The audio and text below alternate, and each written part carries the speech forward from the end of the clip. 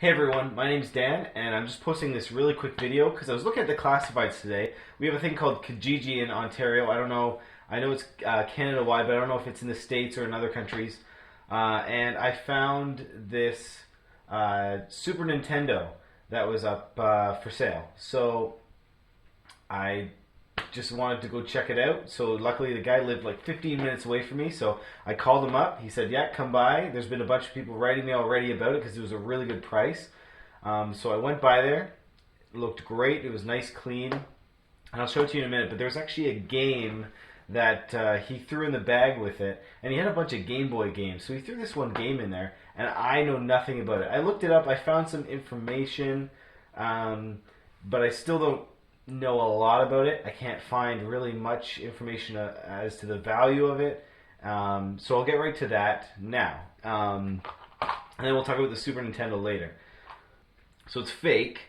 This is a fake casing. It's like a aftermarket, really cheapy plastic. And instead of where it would say Nintendo Game Boy on the top of the game, it just says game. So you can clearly tell that it's fake. And then on the label itself, it says Nanoloop. So the game's called Nanoloop.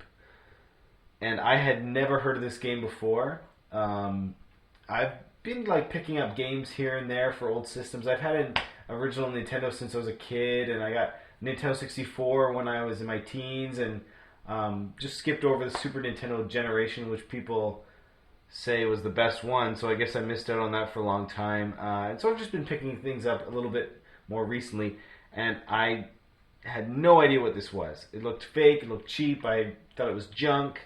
Like I said, I don't know a lot, and I feel silly that I don't know a lot because Google usually gives you everything.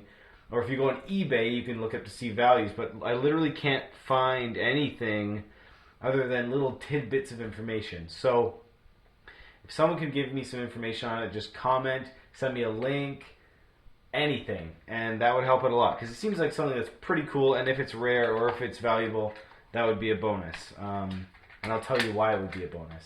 So I went to this house. I walk in the door, and he goes, I couldn't get it working. You drove all the way out here. Really, it's only 15 minutes, but he goes, you drove all the way out here, and it's not working. I said, well, I'll take a look at it. So I take a look at it. It looks really clean. And it's all there, all the original cables and everything like that. It looks good. And he goes, you know what? Just take it. What? That never happens. Never happens. Collectible stuff, you don't get for free. You don't get it for free ever. Everyone wants the top dollar. Everyone wants to squeeze every penny out of you. Their prices are going through the roof. So for someone to go, just take it. I felt like I was robbing him. And I held the money out. I had it in my hand. They said, no, here's the money. I brought the money. Take it. And he goes, I'm not taking your money. Just have it. Enjoy it. And hopefully you can get it working. So I bring the thing home. It works perfectly fine, and I'll show it to you. It is the second generation of the Super Nintendo. And it came with the original controller that came with it. So the difference between this controller and the normal Super Nintendo controller is apparently the buttons are a little darker here, and the Nintendo logo is like indented right into the plastic, whereas the normal Super Nintendo controllers are just, it just says Super Nintendo printed on there. Obviously it's very different than the normal Super Nintendo. There's no reset, or there is a reset button, there's no ejection button on it. It's so light too that when you pull the game out, you gotta hold the system down and rip the game out. But it's really cool, and there's no light as well for it to be on or off. So you just have to make sure on the TV you're on the right channel and everything like that. So maybe that's what was wrong when he tried to test it. But like I said, I've always kind of wanted one of these ones because they just look a little bit unique and they're kind of fun. So that's that. And I was like, oh my goodness, like I'm getting this thing for free. And part of me was like, you can't do that. That doesn't happen. And the other part of me was like, run. I took it. He didn't take the money. And maybe, I know I have his address. Maybe one day I'll try and get him some money again and see what he says. But this is really, really cool.